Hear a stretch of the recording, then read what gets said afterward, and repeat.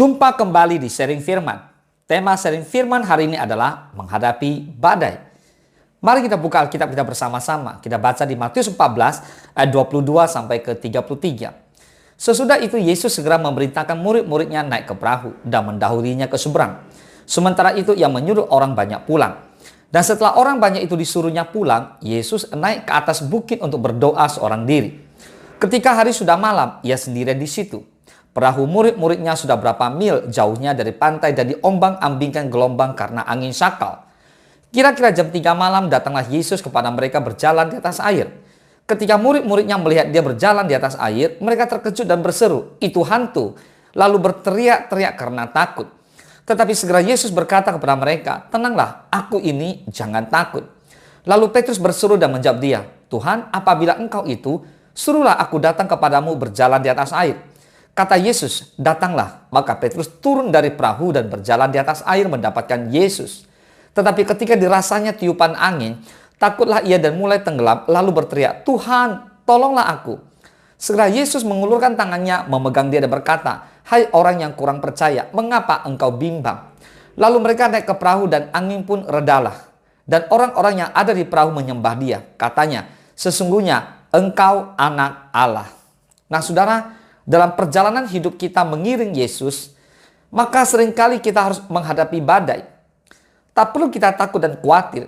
Mengapa? Sebab ada Tuhan yang selalu beserta kita. Dan penyertanya pun sungguh sempurna. Katakan amin. Nah, yang paling penting adalah milikilah respon hati yang benar ketika badai itu datang. Sebab Tuhan bisa memakai badai sebagai salah satu cara untuk mendewasakan iman kita. Boleh katakan amin? Pertanyaannya, siapakah gerangan di antara kita yang tidak pernah takut, yang tidak pernah gelisah, atau bahkan tidak pernah khawatir saat menghadapi badai?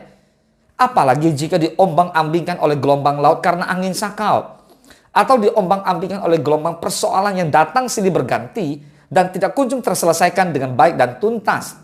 Nah, secara alkitabiah, ayat-ayat firman Tuhan yang tercantum dalam kitab Injil Matius 14 ayat 22 sampai ke 33 yang tadi kita bacakan, mengisahkan betapa Petrus dan murid-muridnya Yesus yang lain sungguh merasakan sangat ketakutan. Mereka benar-benar gelisah dan khawatir tatkala perahu menghadapi badai. Dihantam, dihajar, diombang-ambingkan oleh gelombang laut karena angin sakal. Lalu murid Yesus melihat Yesus datang, tapi berjalan di atas air. Lalu mereka mengira, loh, sungguh dia Yesus, tapi kok bisa berjalan di atas air? Lalu mereka mulai takut dan mereka mengatakan bahwa itu hantu. Mereka tidak tahu bahwa itu Yesus jadinya. Maka Tuhan Yesus pun berkata kepada mereka agar mereka tenang, agar mereka jangan takut, sebab dirinya adalah Tuhan mereka. Nah, mendengarkan perkataan Tuhan Yesus, lalu Petrus pun berseru, menjawab dia dengan serta-merta bahwa apabila benar itu Tuhan dan bukan hantu, maka Petrus memintanya untuk menyuruh dirinya datang kepadanya dengan berjalan di atas air. Maka Tuhan Yesus berkata kepada Petrus, "Datanglah." Lalu Petrus kemudian turun dari perahu dan berjalan di atas air untuk mendapatkan Tuhan Yesus. Nah, ketika ada tiupan angin, Petrus takut dan mulai tenggelam lalu berteriak-teriak, "Tuhan, tolonglah aku." Pada waktu Yesus datang, mereka pikir itu hantu. Pada waktu Petrus melihat itu Tuhan, dia minta Tuhan panggil dia untuk berjalan di atas air.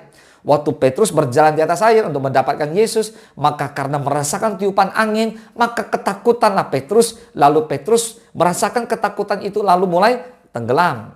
Karenanya Petrus kemudian berteriak, "Tuhan, tolonglah aku." Nah saudara, tiupan angin sudah membuat Petrus tidak percaya diri dan lupa terhadap kuasa dan mujizatnya Tuhan. Oleh sebab itu maka Tuhan Yesus segera mengulurkan tangannya yang memegang Petrus dan berkata, "Hai orang yang kurang percaya, mengapa engkau bimbang?" Tuhan Yesus menegur Petrus karena ia ragu-ragu atau bimbang. Ia menegurnya karena Petrus takut, khawatir, gelisah ketika ada tiupan angin. Bertobatlah saudara, jika hari ini ada masalah, jangan fokus kepada masalah, tapi lihat kepada Yesus. Jika badai itu datang, jangan lari menjauh, tapi milikilah keberanian untuk menghadapinya. Seperti Daud yang tidak takut terhadap Goliat. Selama kita tinggal dekat Tuhan, maka segala perkara pasti dapat kita tanggung di dalam Dia yang memberi kekuatan kepada kita. Filipi 4 ayat 13. Nah, sekarang saya simpulkan 2 kunci untuk menang menghadapi badai. Yang pertama, percaya kepada Tuhan. Kalau pandangan mata kita tidak lagi tertuju kepada Tuhan, iman kita pasti goyah. Seperti Petrus yang mulai takut karena merasakan tiupan angin dan akhirnya tenggelam. Tertulis di Matius 14 ayat 30 tadi. Tetapi ketika dirasanya tiupan angin, takutlah ia dan mulai tenggelam. Lalu berteriak, Tuhan tolonglah aku. Kalau Tuhan mengizinkan badai itu terjadi, saudara percayalah, Tuhan pasti menyediakan jalan keluarnya. Sekalipun saat ini kita masih belum melihat tanda-tanda pertolongan Tuhan. Tetapi percayalah dan tetaplah percaya. Mengapa? Karena kita ini hidup karena percaya, bukan karena melihat. Miliki iman, di mana orang beriman, mereka bukan sekedar percaya lagi, tapi mereka menyerahkan hidupnya. Mereka mempercayakan hidupnya kepada Tuhan. Katakan amin. Yang kedua, tetaplah tenang. Ketika murid-muridnya takut atau panik, lalu Tuhan berkata, tenanglah, aku ini, jangan takut. Pertanyaannya, mengapa kita harus tetap tenang? Yesaya 30:15 dikatakan, sebab beginilah firman Tuhan Allah yang Maha Kudus, Allah Israel. Dengan bertobat dan tinggal diam, kamu akan diselamatkan. Dalam tinggal tenang dan percaya terletak kekuatanmu, tetapi kamu enggan. Seringkali ketika ada badai, ada masalah, orang fokus tidak kepada Tuhan karena fokus kepada masalah, lalu menjadi tidak tenang. Dan pada akhirnya, karena tidak tenang, makanya tidak percaya. Lalu tidak percaya menjadi akhirnya tidak terselamatkan. Karena kurang yakin, kurang percaya pada firman. Nah saudara, Tuhan ingatkan, kita harus tenang. Katakan tenang. Amin. Jadi karena dalam tinggal tenang, ada kekuatan kita dan dengan tetap tenang. Satu hal yang paling penting, yaitu kita dapat berdoa. Karena Yesus memang mau kita berdoa. Makanya Yakobus mengatakan jika hari ini ada di antara seorang yang menderita, baiklah ia berdoa. Nah 1 Petrus 4 ayat ke-7 dikatakan kesudahan segala sesuatu sudah dekat. Karena itu kuasailah dirimu dan jadilah tenang supaya kamu dapat berdoa. So miliki ini supaya kamu punya hati yang bisa berdoa. Maka kamu harus tenang. Dua kunci ini saat menghadapi badai kamu harus punya. Yang pertama, percaya kepada Tuhan. Yang kedua, tetaplah tenang. Ingat, sebesar apapun badai melanda, hadapi saja. Tak perlu takut. Karena kita punya Tuhan yang besar.